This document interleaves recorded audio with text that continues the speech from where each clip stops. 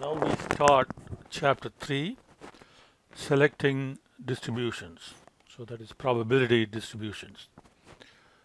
So in this chapter we're going to cover how to fit distributions for an empirical data. Okay, let's look at this part. Then what are some theoretical considerations and system dynamics that will influence the choice of distribution. And then we have to choose between a discrete probability distribution and continuous probability distribution. So these are some of the topics that we will be dealing with in this chapter, and we're going to look at some case studies. But before we get to the case studies, I want to cover some general topics.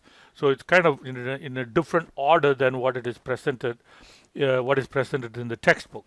So we'll start with a general discussion about the issues involved in fitting empirical data, and then we will look at section 5 first, commonly used discrete distributions, and then commonly used continuous distributions, and then we will get into the cases. So first, I want to start with a data file from Palisades. Okay, and the data is here in this sheet, and we're going to fit a probability distribution to that data. Now it is demand data, so since it is demand data, then we know that it cannot be negative. The data is non-negative. The smallest possible value is 0, so it is bounded on the lower side, and for practical purposes we can think it's unbounded on the upper side. And even though the demand is discrete because it's an integer value, because there is so many possible integer values, that for all practical purposes using continuous distribution makes sense. So with that, let's go into the data sheet, and the process of fitting itself is very straightforward and very simple. So you select the data column, right? And then you go to fit, okay, and select fit. So that's going to expand the data to cover the entire column. So make sure that the range is properly selected. So C4 to C159. Okay, and now you can select the data type. So we're going to stick with continuous sample data.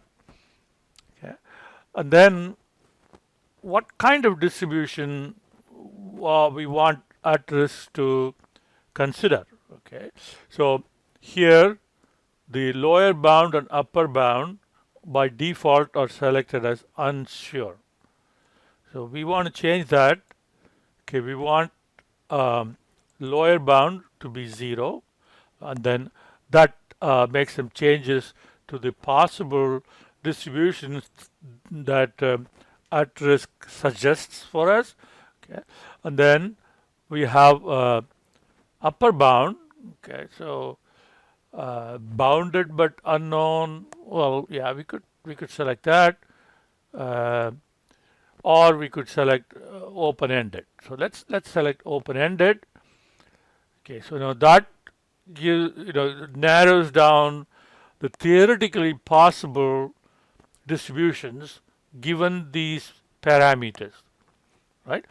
And then you can still further go down and uncheck some of these that you don't want to consider. For example, Pearson 5 and 6, maybe Levi, the inverse Gauss. Okay, so you need to have some information about what those distributions are, and if you're not familiar with the distribution at all, then there are so many that it's really hard to keep track of it. Now, you can also check in some of the distributions that were not selected by default by at risk. So, for example, Erlanger or something. Okay. All right. So once you have selected the possible, the list of candidates for probability distribution, then you can move on. Bootstrap is something where you have a small data set and you want to keep sampling from that data set. Okay, we will look at an example of Bootstrap later when we look at the case studies. Okay, now chi-squared binning is needed if you're going to use chi-squared statistic as your fit statistic. Okay, so under the results, you will have a choice of statistics that you want to use. Okay, and here we can look at criterion for selection. Okay, so there is six of them. The first two are the ones that are normally recommended, and these two use a kind of. We are not going to get into how these are calculated, but we need to understand at a broader level. Akaike information criterion is one where it uses a likelihood function, a logarithm of the likelihood function, as to how closely the data fits a given distribution. So a score is generated, and that score tells us how close the fit is. And same is the case with the Bayesian, but the likelihood function is slightly different for Bayesian information system. But these two approaches follow about the same kind of logic, and they both take into account how many parameters are needed to fit a distribution. The more the number of parameters we need, the more uncertainty comes into play. So lesser number of parameters are given a little bit higher weight in terms of how well probability distribution fits the data. And then we have average log likelihood, where samples are taken and average log likelihood is calculated. And chi-squared statistics is the traditional goodness of fit test, which is covered in some statistics classes. And of course, this requires data to be binned, which is what we just looked at in the dialog box. And then there is KS statistic, which is similar to chi-squared statistic, but it does not require data binning. And same is the AD statistic. It's similar to Kolmogorov-Smirnov test. But as I said, okay, you need to really get into the weeds to make a distinction between these. It's always, most of the time, either of these two will work very well. Get back here. So now we go to fit. So now results. Now if you had selected chi-squared, then you have to go and give how binning should be done. Okay, of course, the default is automatic, but you can select or you can specify how the data must be binned. But we're not going to use chi-squared. We're going to use the Akaike information criterion. Okay. So now having selected the possible distributions and how to compare what criterion to use for fit, so now click OK, and then it generates a list of hierarchical or ordered list of possible statistics or possible distributions. So the best fit according to AIK information is Weibull, and then the next is gamma, and so on down. Okay. Now this plot gives you the original data, which is the blue bars. This is the histogram. Okay. And then overlaid on top is the best distribution that at risk is suggesting. As you can see, it kind of fits the data. Now you can compare. Suppose you want to look at Weibull and gamma as well. So you click gamma, then you get both of them plotted, and you can see the difference between the first best and the second best. Okay, second best is green and the first best is red. Now, the difference is not all that great, so between one and another, so you want to put the third one in, then you see that they are all very close. So at this point in time, you have to probably try to use the theoretical or practical information about the process itself.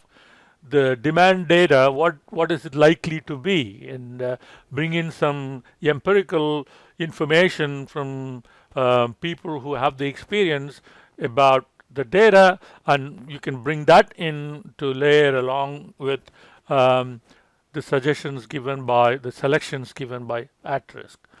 Now, once you have selected, you can write to Excel. Okay, so it gives you the best fit, or if you want to select something else, then you select by name and then go and select what you want. Okay, and let's select the best fit.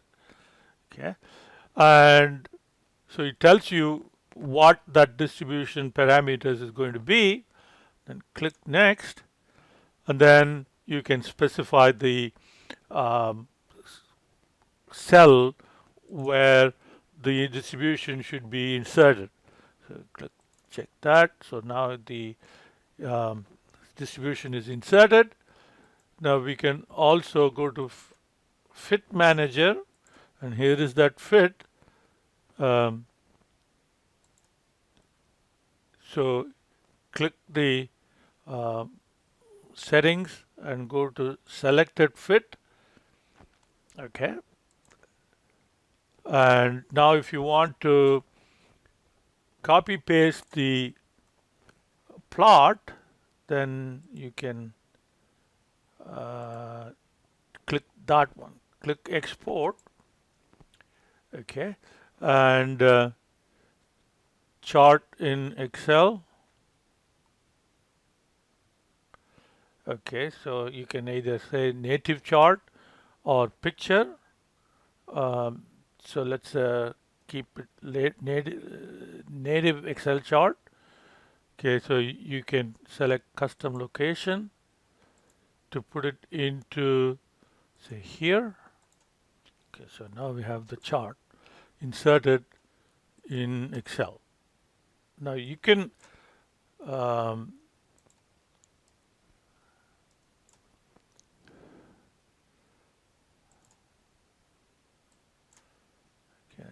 it's kind of messed up a little bit.